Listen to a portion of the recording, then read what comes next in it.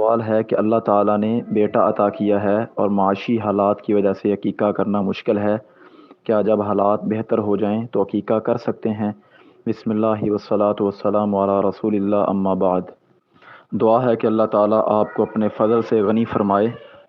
سب سے پہلے اس بات کو سمجھیں کہ ایک انسان ایک کام کی طاقت نہیں رکھتا، وہ واجب بھی ہو تو اللہ تعالیٰ اس کو گناہ نہیں دیتا اور وہ اس کو چھوڑنے سے گنہگار نہیں ہوتا۔ جیسا کہ اللہ تعالیٰ سورۃ تغابن آیت نمبر 16 کے اندر فرماتے ہیں، فاتقوا اللہ ما استطعتم، تم اللہ سے ڈرو جتنا تمہاری استطاعت کے اندر ہے۔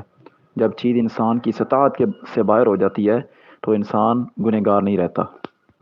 اسی طرح رسول اللہ صلی اللہ علیہ وسلم کا فرمان صحیح بخاری کے اندر 7288 7288 فرمایا، وَإِذَا أَمَرْتُكُمْ بِأَمْرٍ فَأْتُوا مِنْهُ مَا اسْتَطَعْتُمْ، جب میں تمہیں کسی کام کا حکم دوں تو اس پر اتنا عمل کرو جتنا آپ کی استطاعت کے اندر ہے۔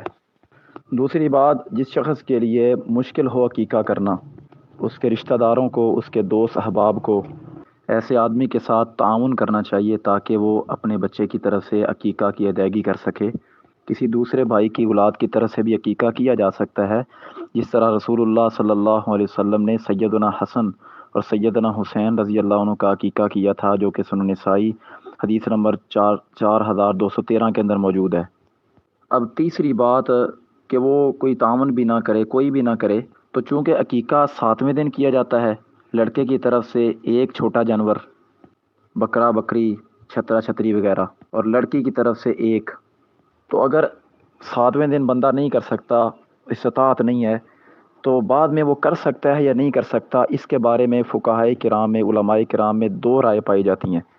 پہلی رائے یہ ہے کہ عقیقے کا 7واں دن ہے، لہذا وہ گزر چکا ہے، بندہ عقیقہ نہیں کر سکتا بعد میں جب اس کے پاس استطاعت آ بھی جائے، کیونکہ اس کا دن 7واں مقرر ہے اور 7ویں دن اس کے پاس استطاعت نہیں تھی اور وہ گنہگار بھی نہیں ہوا کیونکہ وہ استطاعت کے اندر ہی نہیں تھا۔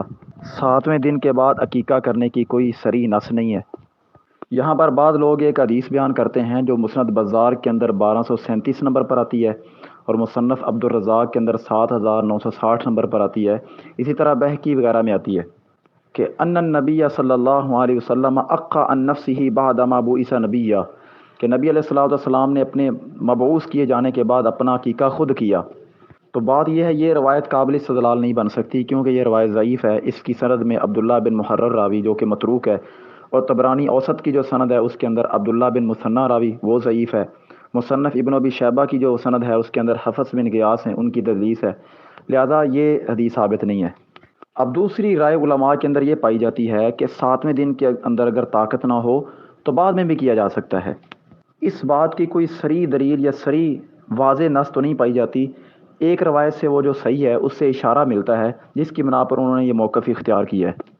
سنن ترمذی کے اندر حدیث ہے 1522 اور اسی طرح سنن ابن ماجہ کے اندر 3165۔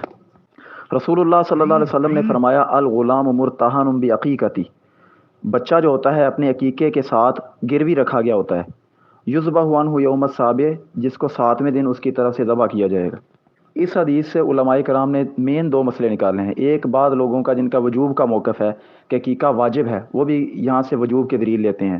نمبر دو، جو کہتے ہیں بعد میں کیا جا سکتا ہے، وہ بھی یہاں سے استدلال کرتے ہیں۔ وہ کہتے ہیں کہ دیکھیں گروی رکھا گیا ہے تو گروی شدہ چیز جو ہے بندے نے 7ویں دن واپس نہیں کر سکا، لے نہیں سکا، تو بعد میں بھی وہ کر سکتا ہے۔ 7ویں دن تو اس کے پاس طاقت نہیں تھی، لیکن جب طاقت آ گئی تو اپنی مثال کے طور پر کسی نے کسی کے پاس گروی چیز رکھی ہوتی ہے تو وہ 7 وقت مقررہ پر اگر وہ نہیں واپس لے سکا، قرض پیسے واپس کر کے، تو بعد میں وہ لے سکتا ہے۔ اسی طرح یہ بندہ بھی بعد کے اندر عقیقہ کر سکتا ہے۔ ھذا ما عندی واللہ اعلم بالصواب۔